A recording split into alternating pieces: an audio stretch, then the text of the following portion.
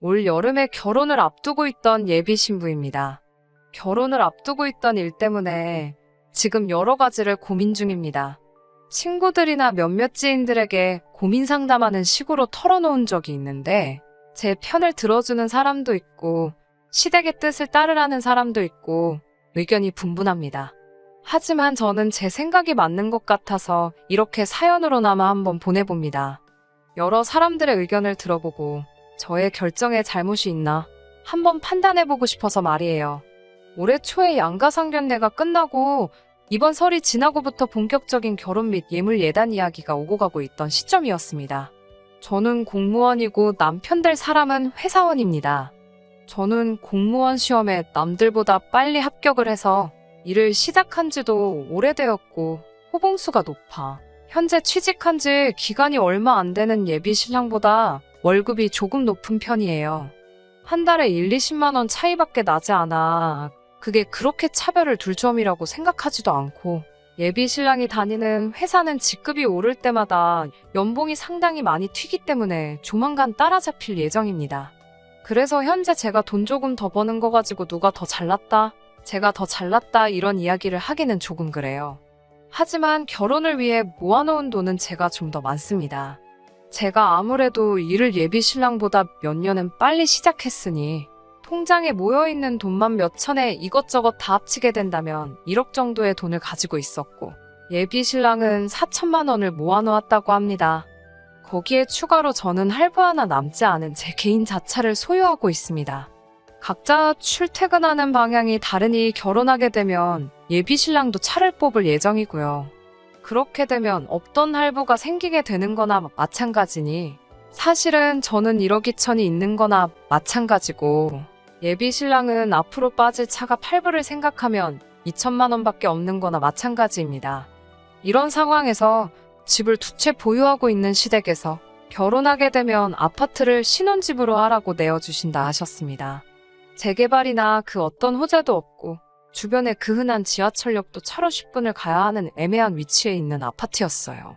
위치가 서울이다 뿐이지 주변 상권이나 대중교통만 생각해본다면 경기도에 새로 개발되는 신도시에 비교했을 때 아무런 장점이 보이지 않았습니다. 호재도 없고 그렇다 보니 시세도 2억 정도밖에 안 되는 데다가 단지도 아주 작은 단지여서 제 생각엔 재개발이 된다고 하더라도 그 시기는 아주 먼 미래 이야기인 것만 같고 여차하면 재개발이 영영 안 될 수도 있지 않을까 하는 생각도 들었습니다. 물론 시댁에서 신혼집을 마련해준다는 사실에 감지덕지 해야 하는 게 맞지만 위치도 주변 인프라도 워낙 보잘것없어서 저는 그 집에서 꼭 시작해야 할 이유를 찾지 못했어요.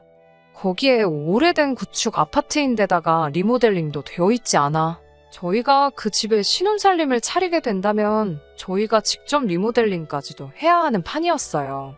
그래도 서울이라고 시세가 괜찮으니 제 생각에는 그 집을 팔고 나서 저희가 모은 돈을 합치면 경기권 신축 아파트나 못해도 서울에 있는 더 투자 가치가 있는 곳에서 시작할 수 있을 것 같은 생각이 들었습니다. 그런데 예비 시부모님께서는 꼭 저희가 그 아파트에 신혼살림을 차리는 조건이 아니라면 저희에게 지원을 해줄 생각이 없다고 하시네요. 오히려 아직 아무 호재도 없는 것이 호재라고 하시면서 향후에도 재개발 등 집값이 오를 이유는 충분하다고 하시면서요. 단지 오래된 아파트라서 그 집에서 살기 싫어서 팔려는 거면 운 좋게 그 집을 주워가는 사람만 좋은 거 아니냐고 그 생각을 하면 너무나도 배가 아파서 그 꼴은 죽어도 못 보시겠다고 막무가내이십니다. 아직도 그 집에 투자 가치가 있다고 생각하시는 것 같았어요. 거기에 추가로 시댁에서 집을 해주는 부분이니 집값의 20%에 해당하는 4천만 원을 예단으로 준비하라고 하시더군요. 거기에 추가로 리모델링비 3천만 원, 신혼집에 들어갈 혼수까지 2천만 원에 저희 쪽에서 결혼식 비용까지 전부 하라고 요구를 하셨어요. 저는 이분들이 뭐를 잘못 드셨나 하고 생각을 하고 있었는데 좀 더 이야기를 나누다 보니 그 집에 아직 대출이 8천 정도가 남아있다는 사실까지 알게 되었어요. 심지어 그 대출금은 결혼 후에 저희가 갚게 되는 거라고 하셨고요.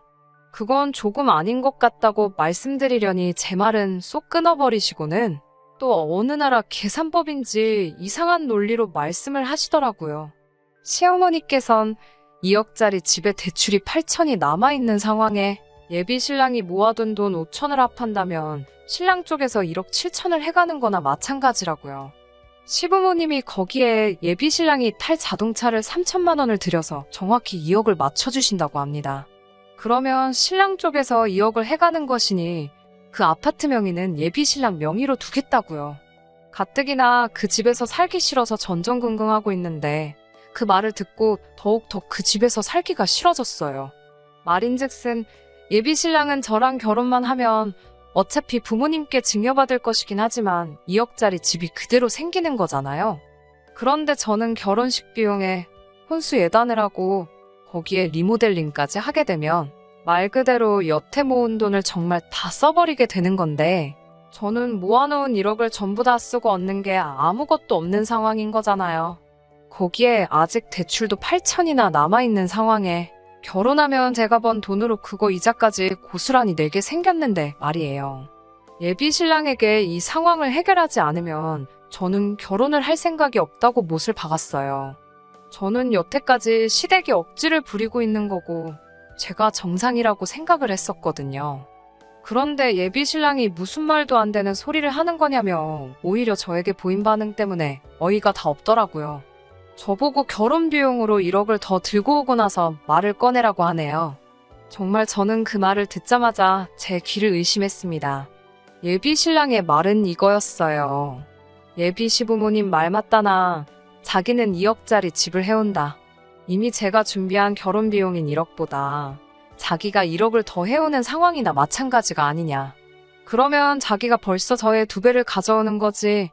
이건 반반 결혼이 성립하는 게 아니지 않느냐고 말하면서요.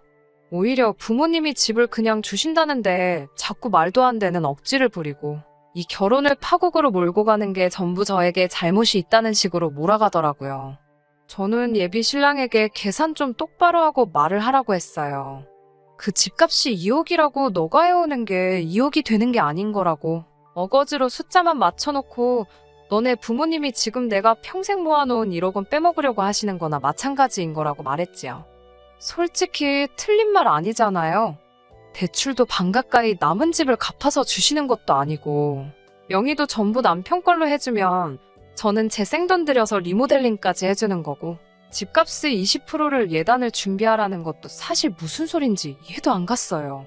강남 노른자 땅에 20억짜리 아파트 해주시면 제가 그 정도 요구는 합당하다 생각을 하겠는데 이건 아무리 봐도 제 돈으로 아파트 잔금 치르고 남은 돈으로 리모델링까지 하려는 고약한 심보가 너무 뻔히 보이잖아요.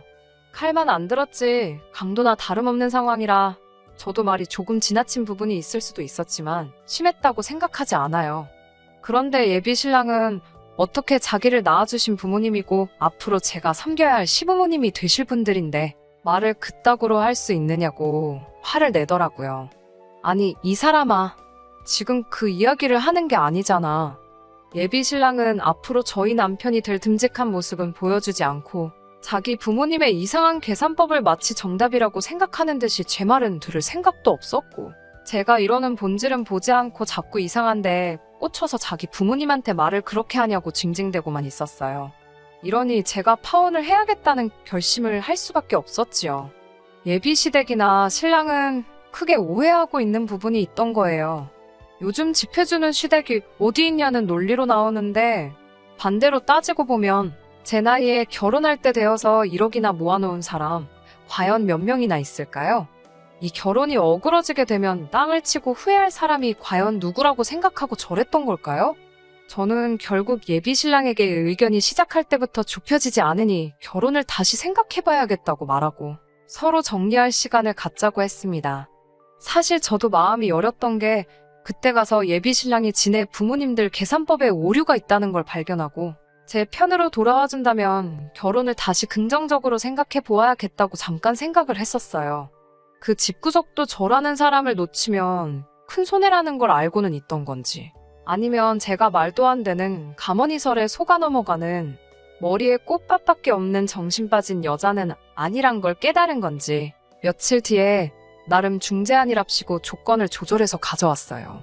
그걸 듣고 나니 더욱 더 기가 차더라고요. 현금 해단을 줄여줄 테니 저보고 남편의 차를 해오라고 하더라고요. 그리고 시댁 쪽에서 남편의 차를 해주려던 돈은 대출금에서 해당하는 금액만큼 상환을 하겠다고요. 그럼 이자도 줄고 저도 결혼 비용을 더 의미 있는데 쓰니 좋은 거 산이냐고요. 대체 뭐가 다른 건지 예비 신랑하고 이야기해봐야 더 답도 안 나올 것 같고 시어머니한테 단도직입적으로 만나자고 했습니다. 제가 조선모사에 넘어갈 만큼 어리숙해 보이시냐고 그냥 공동명의로 해주기 싫은 이유라도 말씀해달라고 했어요. 정 안 되면 어차피 살기도 싫은 그 집 그냥 시부모님이 노후 대책으로 가지고 계시라고 하고 그냥 예랑이가 모은 돈 제가 모은 돈 합쳐서 경기도권 전세로 들어가던지 아니면 돈에 맞는 빌라 전세를 들어가던지 월세부터 시작하려고요. 제가 시어머니로 모실 뻔했던 그 아줌마는 당당하게 이야기를 하더라고요. 전월세로 가자는 건 제가 모은 돈으로 집을 하겠다는 말인데 그러면 우리 아들 기죽어서 어떡하냐고요. 예로부터 남자가 더 해오면 더 해왔지. 여자가 더 해오는 결혼 잘 성사된 꼴을 본 적이 없다며 우리 아들 처가 갈 때마다 기죽어 있게 만들 셈이면 자기도 장가 보낼 생각이 없다고 하시더라고요. 처음에는 저도 이 아줌마 꽉 막힌 사고를 제가 바꿔보려고도 많이 노력을 했어요. 그렇게 할 생각 없다고 말씀드렸고 그 집에서 신혼살림을 차리기 싫은 이유도 말했어요. 투자 가치도 제가 볼 땐 많이 없어 보이는 데다가 어머님이 요구하는 조건만 두고 보면 제가 여태껏 모아놓은 돈을 전부 다 쓰게 되는 거나 마찬가지인데 공동명의로 해주시는 게 뭐가 그렇게 힘드냐고요. 이 아줌마는 제 말에 또 성질부터 버럭 내시더라고요. 다른 사람 명의로 하는 것도 아니고 네 남편 될 사람 명의로 돌리는 건데 그걸 꼭 공동명의를 해야 하냐면서요. 아직 결혼도 안 했는데 벌써부터 이혼했을 때 손해볼 생각하는 꼬라지가 마음에 안 든다는 말을 하시더군요. 더 말해봐야 제 입만 아플 것 같아서 사람을 모르는 거라고 저라고 이 결혼이 하기도 전에 이렇게 어그러질 줄 몰랐다고 말씀드리고 다음에는 더 어머님 말에 순종적인 며느리 찾으셨으면 좋겠다 한마디 하고 자리에서 일어났어요. 자리에서 멀어지는 저를 불러세우면서 진짜 저 아줌마가 마음속에 꽁꽁 숨겨놓았던 본심을 털어놓더라고요. 집이라도 아들 명의로 되어 있어야 제가 시댁에 며느리 도리를 할 거라고 하네요. 아들 명의로 해놓는 대신에 앞으로 5년 동안 제가 시댁에 어떻게 하는지 보고 그러고 나서 제가 며느리 도리를 잘한다면 그때 가서 그 아파트를 공동명의로 돌려주겠다고 그러면 저도 불만이 없지 않겠느냐고 하시며 그렇게 하자고 제안을 하시더라고요. 네가 원하는 공동명의에 내가 해주겠다는 식으로 말하면서요. 참나 제가 이 상황에서 아직도 무슨 거래를 하러 온 것처럼 생각하시더라고요. 더 이상 예비 시어머니 아니 이 아줌마가 준비한 카드도 더 이상 없는 것 같은데 저도 이번 일로 몇 주 동안 시달리다 보니까 오히려 제가 이 남자와 결혼을 꼭 해야겠다는 마음은 이미 사라진 지 오래였고요. 이제는 진짜로 끝내야 할 때란 걸 알겠더라고요. 그래도 끝까지 아줌마라고 부르지 않고 어머님이라고 부르며 예의는 챙겨서 하나하나 조목조목 따져드렸어요. 다른 데다 집 해줄 돈은 없으니 투자하다 망한 집 가지고 집 해준다고 그렇게 유세를 부리고 싶으셨느냐. 그런데 또 새 집으로 고쳐주고 대출금까지 갚아놓으려니 그건 또 아까웠던 거 아니냐고요. 마침 눈에 콩깍지가 씌어서 모자란 아들놈하고 결혼한다는 여자가 나타났는데 그 여자 돈으로 대출이며 리모델링에 아들 자동차까지 할 수 있겠다는 계산이 서서 그래서 지금 저한테 이런저런 조건 거신 거 아니냐고요. 남의 돈으로 다 할 수 있을 뻔했는데 못해서 아쉽겠다고 한번 빚고 왔어요. 어머님 아들하고 결혼을 하려고 결심했다고 해서 그 상대방인 저를 멍청하다고 생각하신 거면 아주 크게 오해하신 거라고 한마디 해드렸지요. 그깟 집 안 해준다고 해서 며느리 돌이 안 할 것 같은 여자였으면 애초에 결혼을 시키면 안 되셨다고. 저는 어머님께서 우리에게 뭘 해주시는 여하에 관계없이 며느리 돌이라든지 대리효도까지 아마도 다 할 수 있었던 아마 어머님이 찾을 수 있던 며느리 중에서는 제일 가는 며느리였을 거라고 말씀드렸어요. 그런 저를 이렇게 만든 것도 이렇게 놓치게 된 것도 모자란 아들 탓도 있지만 어떻게든 벗겨먹으려고 했던 어머님 잘못이 제일 크다고 저는 이렇게 오늘로 어머님을 뵙는 게 마지막이겠지만 어머님하고 그 잘난 아드님만큼은 평생 저를 놓친 걸 후회하며 살았으면 좋겠다고 말씀드리고 자리 박차고 나왔네요. 가게 밖을 나서는데 왜 이렇게 마음이 후련하던지 여태까지 예비 신랑과 무슨 의리 때문에 이 결혼 꼭 할 수 있게 조건을 맞춰보려 그렇게 혼자서 마음고생해가면서 그 긴 시간을 남편 될 뻔했던 무조건 내 편을 들어줬어야 할 그 자식 없이 혼자서 싸워왔는지 싶더라고요. 사연 시작할 때 말씀드린 대로 이 결혼은 뒤집어졌고 아직도 전예비 신랑에게서는 연락이 와요. 아마 한 번 더 기회를 달라는 말이겠죠. 혹시나 마음 약해질까봐 연락도 받지 않고 문자도 확인하지 않고 다 지워버리고 있습니다. 앞서 말한 대로 몇몇 지인은 잘했다고 이제 벤츠 탈 일만 남았다고 응원해주면서도 몇몇 분들은 그래도 예비 시어머니 말이 딱히 틀린 건 없다고 하는 사람도 있어서 그래서 이렇게 사연 보내봤어요. 그 어떤 대답을 듣는다고 해도 저는 절대 예비 신랑과 다시 결혼할 마음 같지 않을 거예요. 하지만 저를 위로해 주실 필요 없이 솔직한 심정으로 제가 과연 잘한 건지 아니면 너무 제 입속만 챙기려고 했던 건지 의견 나누어 주시면 감사하겠습니다. 그러면 제 사연은 여기서 마무리 짓도록 할게요.